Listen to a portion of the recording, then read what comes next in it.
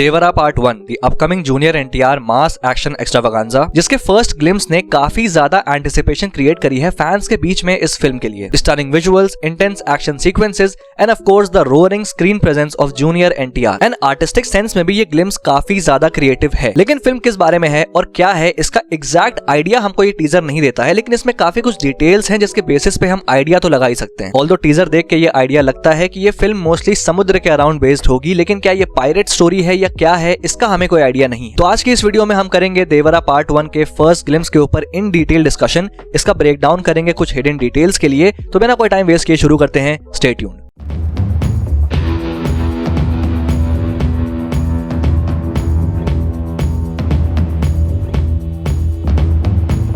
तो टीजर शुरू होता है इस शॉट से, जहां बीच में ये मिनी सेलिंग बोट्स हम देख सकते हैं। अब ये जो पूरा लैंडस्केप है, जहां ऐसे आसपास ये रॉकी एरियाज हैं, ये काफी हद तक मुझे पायरेट्स ऑफ द कैरिबियन के आइला दे मुएर्ता की याद दिलाता है। वो एक फिक्शनल प्लेस थी, ये भी एक फिक्शनल प्लेस हो सकती है। फिर उसके बाद ये बोट्स हम देख सकते हैं जिसपे कुछ लोग सवार हैं। सबसे पहले ये आदमी जो ऐसे सुट्टा उड़ा रहा है, ये टॉम चाको का कैरेक्टर हो सकता है, जो कि इस फिल्म में एक बहुत इंपॉर्टेंट रोल प्ले करने वाले हैं। एंड थोड़ा सा फेस और बॉडी लैंग्वेज देख के मुझे लग रहा है कि ये टॉम चाको ही होंगे। एंड ये जो है ये पूरी लुटेरों की टोली है, क्योंकि नेक्स्ट सीन में हम देख भी सकते हैं कि ये लोग एक बड़ी शिप पे ऐसे क्लाइंब कर रहे हैं, ऑब्वियसली उसको लूटने के लिए। एंड मुझे लगता है कि ये लोग भैरा के लोग होंगे जो कि इस फिल्म में सैफ अली खान प्ले कर रहे हैं, क्योंकि उनका जो पोस्टर आया था उसमें भी नीचे देखो तो यही सेम बोट्स हम देख सकते हैं। तो हो सकता है कि भैरा एक पायरेट हो और ये लोग उसी के आदमी हो। अब यहाँ गौर करो तो इस शिप पे लिखा हुआ है ईथन। अब ये ईथन एक्चुअली में एक रियल शिप है। ये एक कैनेडियन कार्गो वेसल है जो कि 1975 में कॉलिंगवुड शिप बिल्डिंग नाम की एक कंपनी ने बनाई थी। तो हो सकता है कि इस फिल्म का जो टाइमलाइन है वो भी कहीं 1970s 80s के अराउंड बेस्ड हो। एंड बड़ी ही क्लेवरली रोप्स और बोरियां यूज करके कुशन बनाया है जिसपे ये लोग कंटेनर्स को गिरा रहे हैं ताकि आवाज ना आए। क्लेवर। अब इस कंटेनर पे एक और चीज मैंने नोटिस करी कि इस पे DX लिखा हुआ है। मैंने गूगल पे सर्च भी किया तो मुझे पता चला कि DX एक्चुअली में एक ब्रिटिश कुरियर कंपनी है जो कि 1970 में एस्टैब्लिश हुई थी। अब पॉसिबिलिटी है कि ये वही हो या नहीं भी हो सकता है, लेकिन जो भी हो ये लुटेरे पर्टिकुलरली सिर्फ और सिर्फ ये DX वाले कंटेनर्स को ही लूटने आए हैं। इस सीन में भी ध्यान दो तो इन सारे बॉक्सेस पे DX लिखा हुआ है। तो कुछ खास है इन बॉक्सेस में जिसके पीछे ये लुटेरे पड़े हुए हैं और इसीलिए इसको चुरा रहे हैं। फिर उसके बाद ये अंडर वाटर शॉट जहां ऐसे लोग गिरते हैं, बिजली कड़कती है और सारा पानी लाल हो जाता है। और सिर्फ इतना ही नहीं, बड़ी ही स्मूथली यहाँ जो आदमी है ये ऐसे हथियार में ट्रांजिशन कर जाते हैं। फिर फाइनली एंट्री होती है जूनियर एनटीआर की, जो कि यहाँ सबको चीरा लगा रहा है और खून बहा रहा है। तो भाई ये पूरा ब्लडशेड क्यों हो रहा है और जूनियर एनटीआर का ये कैरेक्टर है कौन और इनसे क्यों भिड़ रहा है? तो सबसे पहले बात करते हैं जूनियर एनटीआर के कैरेक्टर के बारे में, जिसका नाम है देवरा। अब देवरा जो शब्द है इसका मतलब होता है गॉड या फिर गॉड लाइक। एंड यहाँ देख ही सकते हैं हम कि कितने गॉडली वे में उन्हें प्रेजेंट किया जा रहा है। लेकिन उसके अलावा क्या कोई और सिग्निफिकेंस है इस नाम का?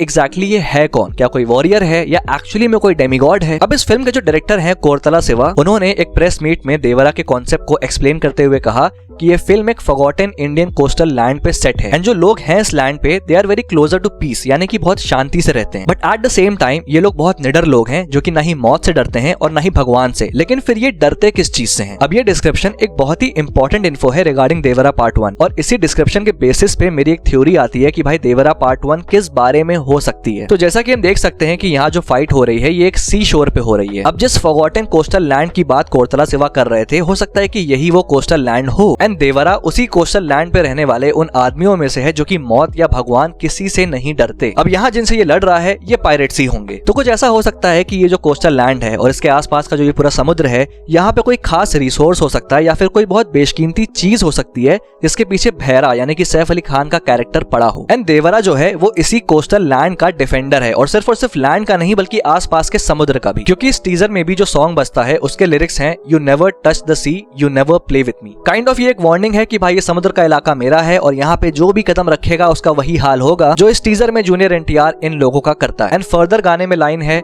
कि sea is full of blood, it's his red sea. मतलब क्लियरली ये देवरा और उसके लोगों का इलाका है and no one can intervene. And Bhaira इस इलाके पे कब्जा करने की कोशिश करेगा which will lead to a war between Bhaira and Devara. And फिर ये ब्लड मून वाला shot, again brilliant shot. I mean this is a really great elevation shot and this is what you call the art of elevation. I mean elevation is not just about the character जो कि slow motion में चल रहा है और background में एक अच्छा सा BGM बज रहा है. It's more than that. It's about the elements in the background जो कि उस character को complement करते हैं और उस scene को एक अलग level पे present करते हैं. ये बहुत ही subtle details होती हैं जो कि इतनी obvious नहीं होती हैं लेकिन अपना काम कर रही होती हैं उस scene में वो impact present करने के लिए. अब जहाँ elevation scenes की बात आती है वहाँ हम KGF को कैसे भूल सकते हैं. तो उस मूवी में जब रॉकी भाई उस बुढ़े आदमी को बचा के गरुड़ा के आदमी को चैन से खींच के लाता है, obviously it's a good scene. But अभी एलिवेशन स्टार्ट नहीं हुआ। वो स्टार्ट होता है जब आसपास के सारे मजदूर ऐसे फावड़ा और बाकी चीजों से थंपिंग स्टार्ट करते हैं, अकम्पनीड बाय बीजीएम। एंड वो सारे लोग अगर आप देखो तो बैकग्राउंड में कंसिस्टेंट हैं। लेकिन क्यों? अब इस सीन को यहाँ इमेजिन करो कि सिर्फ रॉकी भाई है, कोई मजदूर नहीं है, कोई थंपिंग नहीं हो रही है, क्या वो लेवल ऑफ एलिवेशन आ पाएगी? नहीं। एंड फिर ये जस्ट एक अनदर नॉर्मल शॉट बन जाएगा जहाँ पे हीरो एक बुरे आदमी को मार रहा है। बट ये जो एलिमेंट है सीन में, ये सारे मजदूर या थंपिंग, यही इन द ट्रू सेंस इस सीन के एलिवेशन में सबसे बड़ा रोल प्ले करते हैं। सिमिलरली दशहरा मूवी में भी जब एंड में हीरो के पीछे ऐसे रावण जलता है, इस सेम सीन को जलते हुए रावण के बिना इमेजिन करो,